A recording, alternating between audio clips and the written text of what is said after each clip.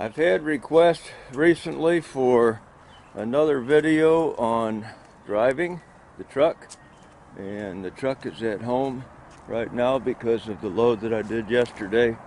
I didn't want to go like 15 miles back up to the yard, park it, and then drive the car 15 miles back home. So the truck's here, and I'm gonna fire it up and go to work, take some video of today's job, which is going to be the same thing I did yesterday, which is not really a road trip, but it's a 50-mile, well, 100-mile round trip. So that's what I'm going to do today. Let's see.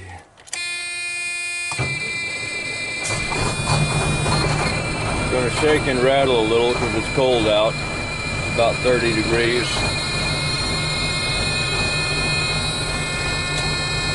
Looks like we still have an air leak because my air is down.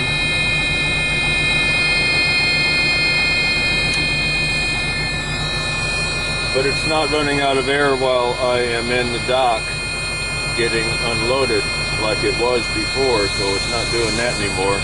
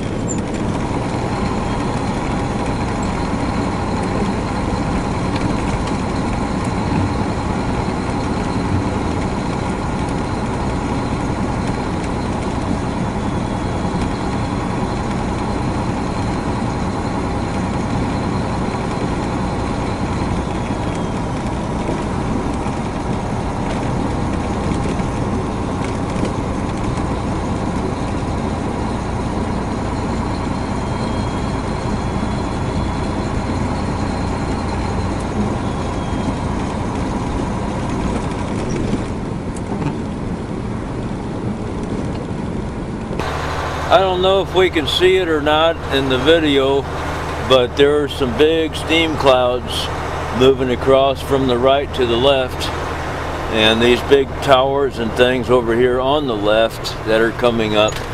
That's all part of the steel mill where I pick up these coils of steel. I don't know what's causing the steam, but it's something on that side of the road. But it's all related. I'd like to understand what they're doing and how they do it, but it's a huge operation.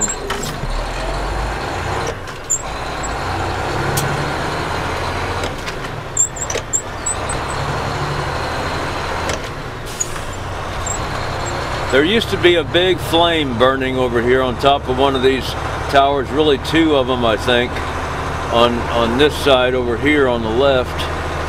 I don't see it right now. I guess maybe EPA or something, I don't know, they might have made some changes where they don't burn it all the time. It burns sometimes, but you got to burn it to get rid of the gas that's coming out, or you're polluting the air. Fire is not as pollutant as the raw gas, I think is why they do it.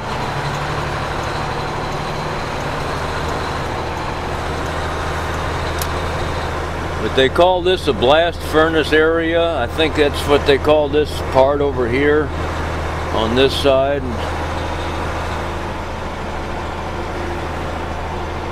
And I'm not sure just how that works. I'd like to know. But I don't know if we can see those orange lights coming through that dark, long thing there. That, I believe, is where they make the liquid steel. Then these huge piles of coal are coke, which is a refined coal that is burns a lot cleaner than plain coal, and that's what they use to melt the material that they make the steel out of. Then they haul the liquid steel over to this side where all these blue buildings are.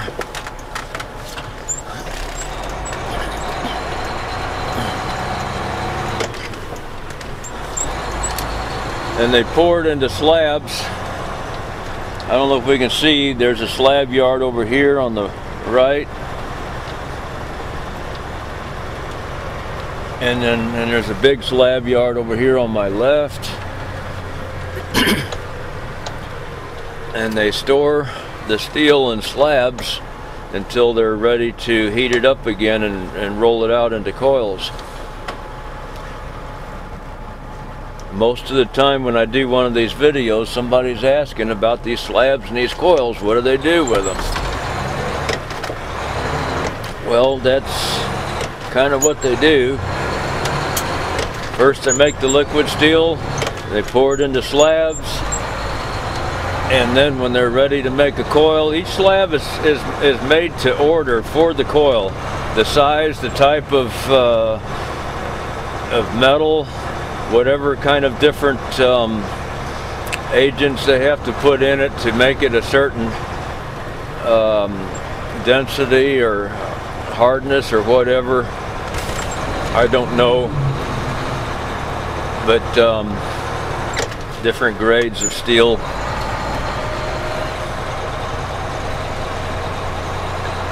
Anyway, each particular coil that's ordered comes from a slab that's made to order to be turned into a coil. And of course it's always extra that's made, because you can't just use the whole slab. You're going to lose some of it. Some of it's going to be trimmed off. So there's extra, and then when it goes to where they use it as a coil, they're going to trim some off. And then all that scrap goes back to being recycled.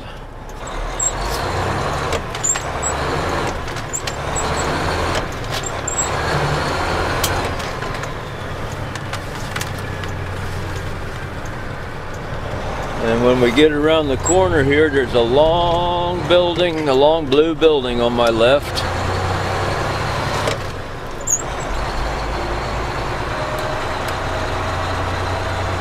And they call that the hot strip. And that is where they roll out the coils. That's where they take the slabs, heat them up, and start running them back and forth down a long conveyor and pressing that orange hot steel, and it rolls and gets longer and longer and longer until it gets down to the thickness that it needs to be. And of course, when it's liquid, when it's hot orange steel like that, it's going to be about twice the thickness that it's going to end up at when it is cooled and ready to be used.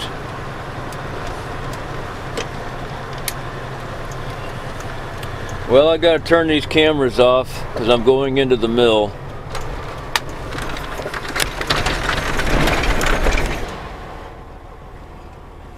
It's going to take a little while for me to get my load. I don't know if you can see it in the mirror or not, but behind my trailer there's some rail car lids, kind of like those lids that are on these rail cars out here.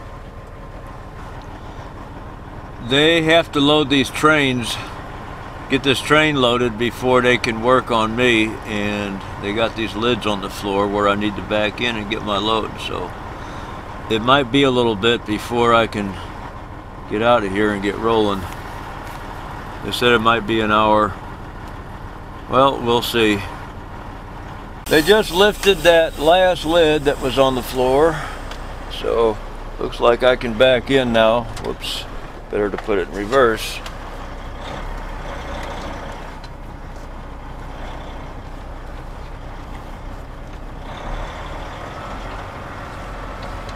I guess they'll let me know if they're not ready for me.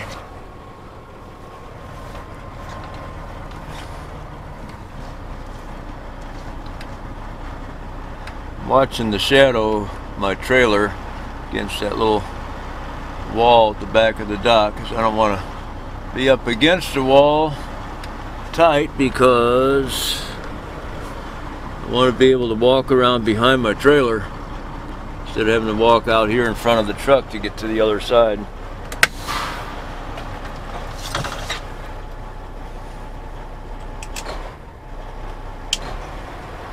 But I cannot record loading the truck up or anything going on inside. I'm really not supposed to be recording on this property at all.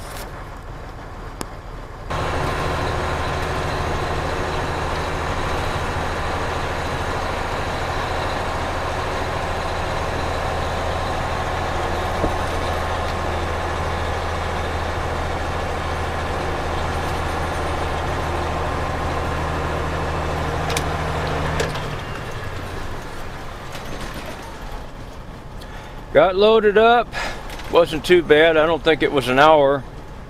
Looking at the clock, no it wasn't, because it's well, maybe it was. It's 9 o'clock. I've been here since 7:30, so I guess it is a little over an hour.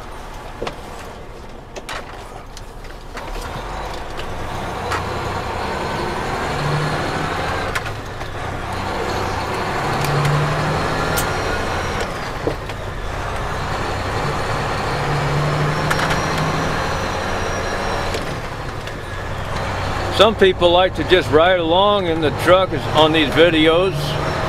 I don't have much to say today. It's not a pretty day. I like to be able to tell what I'm doing and what the job is about that I'm on. But I'm not allowed to videotape anything inside any of these places.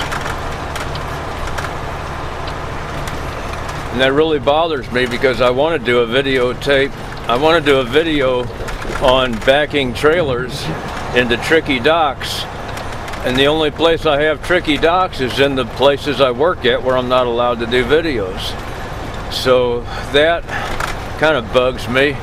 These video glasses, these camera glasses, I can steal a little bit of video with that. But as far as a good backing video, I really need to stick a drone up in the air and also tripod a camera out in the lot and get it all from 3 different angles. One from the camera glasses, it sees what I'm seeing, but I can't zoom in with that. Well, with the editing program, I can zoom a little bit with the editing.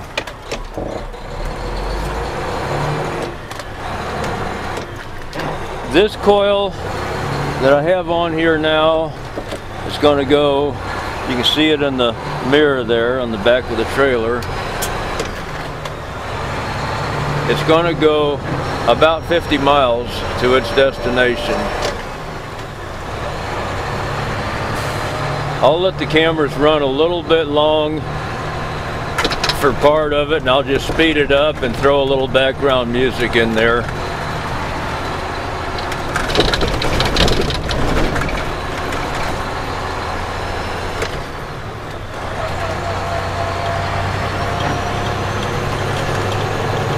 So it might look like I'm going 150 miles an hour when I'm only going whatever the speed limit is.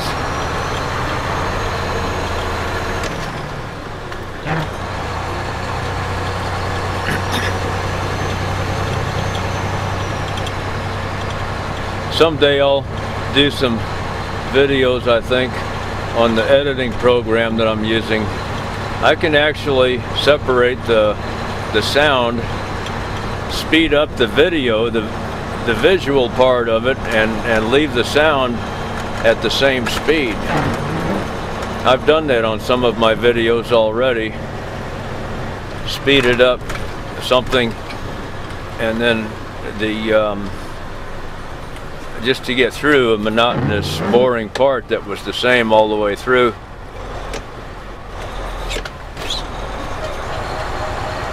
And then the things that I wanted to say while I was doing it, since I don't talk fast and I have to take little breaks when I'm talking and think about what I want to say,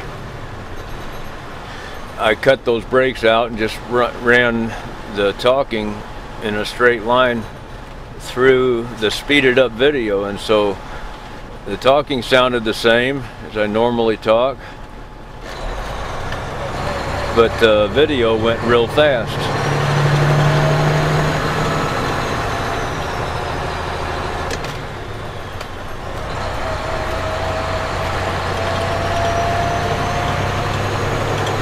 So I guess we'll just do some of that now. We'll just kick the speed up on the video right now.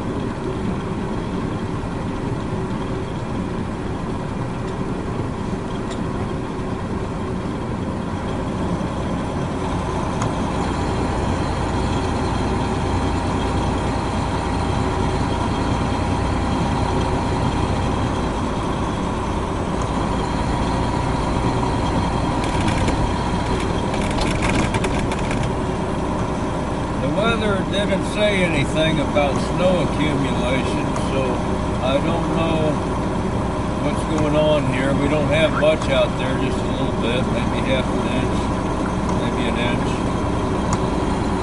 But it's not warm enough for it to really stay around. I mean, it's not cold enough.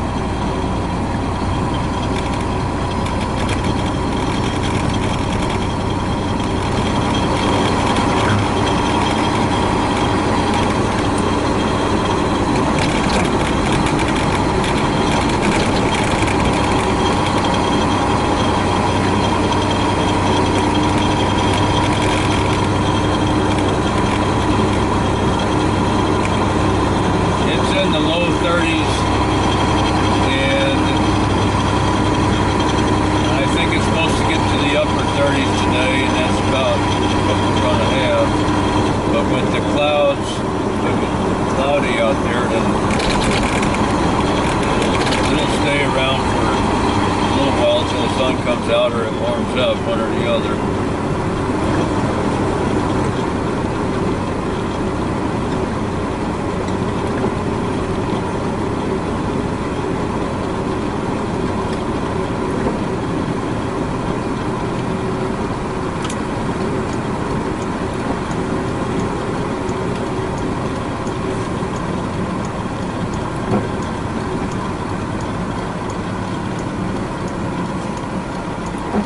Well, we got about 15, 18 miles of 2-lane coming up. So I'm not going to record too much of that.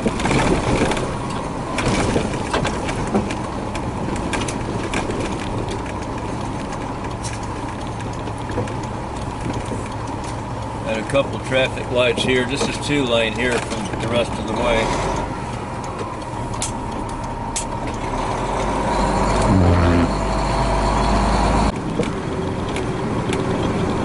Slowing down for a small town here. Somebody wanted to hear the Jake brake. Well, here it is. There's nothing to it because I got muffler on my truck. There's the Jake brake right there. I open the window, you might hear a little bit.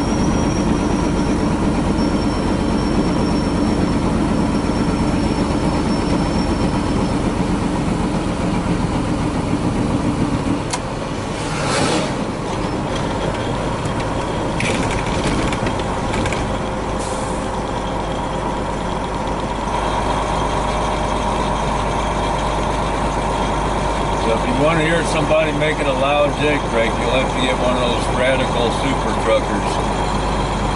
Watch their videos. It's just a job for me.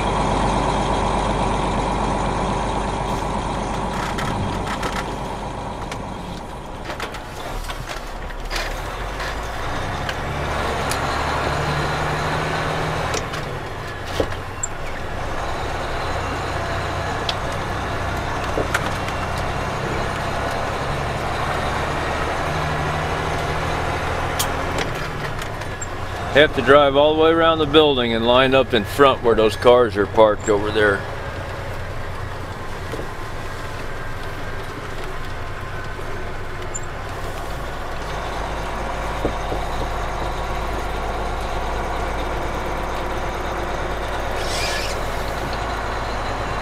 And they got a barge dock right here. That's what this conveyor belt is for. And the train engine moves some rail cars around here. But that little piece of river, that is not the actual river. That is an oxbow that's cut in out of the river. That's the Kaskaskia River. That's the same river that I fish. And I've got some videos in my playlist of, I think I call the playlist Fishing and Wildlife or something like that. So that water is off of my same river,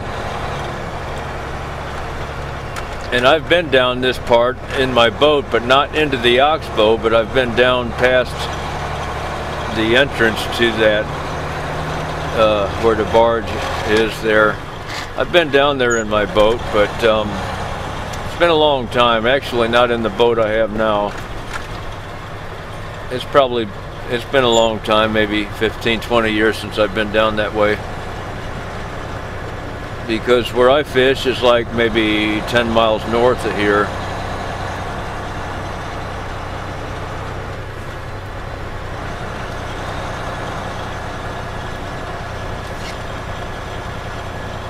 Now I don't have to stop at the stop sign. The stop sign that he's sitting at is for trucks that are picking up loads over here.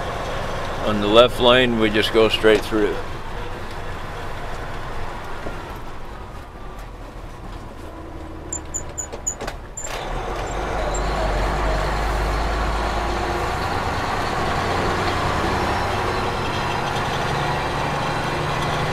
Me being a welder, I like looking in those scrap dumpsters. There's a lot of welder's candy in those scrap dumpsters. I'd love to get in there and drag some of that home.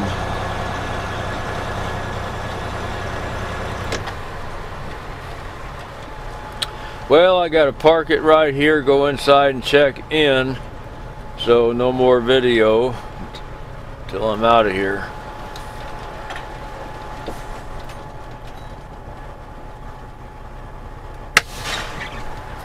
One good thing about this place, I don't have to wear hard hat inside. A little bit of video. He wants me to back into door 14 right there and stop in the front bay.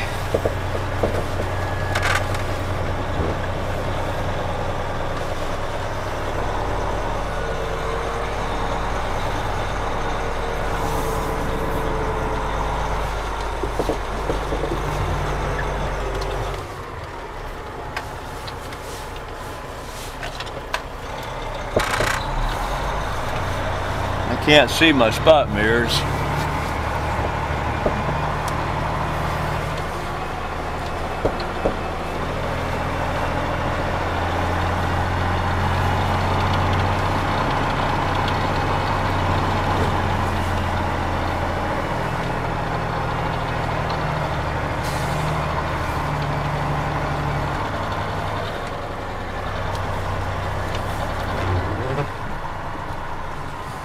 I know I'm clear back there. It looks like I'm going in kind of fast, but I know I'm clear because when I walked through there to get checked in, everything was pretty clear and open. And I cannot see my trailer at all.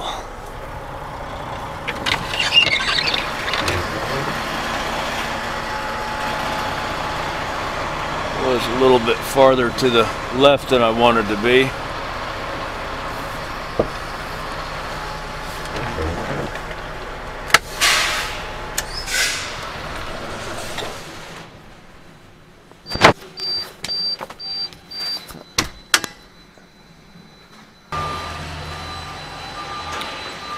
There's a fellow up there in that little car that's on that crane.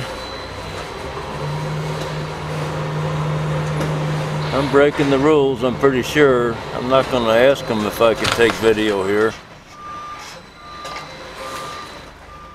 Of course, if I see an accident or something like that, I won't be able to share that.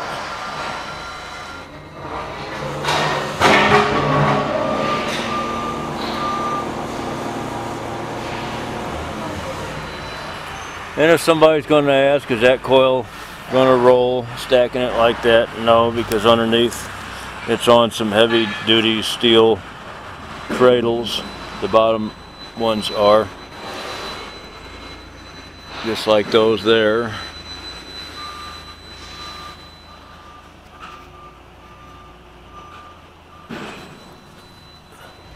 There, he's getting mine now.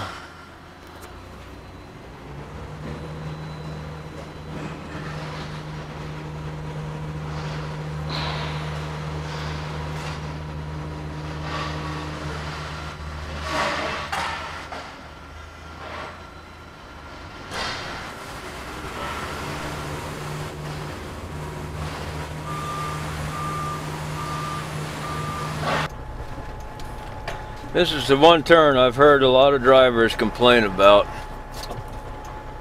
Doesn't bother me too much.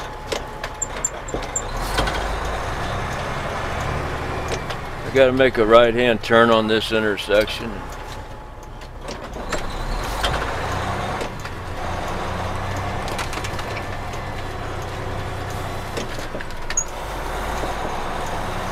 I've never really had a problem here, but one time a car started backing up. He pulled up too far, and so I stopped a second time almost into the intersection, thinking he was going to just go ahead and go through, but he realized he was blocking me from finishing my turn. So he started to back up. Well, another car had pulled up behind him and he backed right into him. And so I thought, well, this is going to take a while, so I just went straight. I didn't make the right-hand turn. I went straight, and that goes where I need to go also. It's just a different route, and there's more traffic lights and more traffic to go that way. But it was either do it or be part of the problem and just sit there and wait until they got things cleaned up. But he backed into him pretty good, knocked his headlight out, and kind of dented his hood a little bit.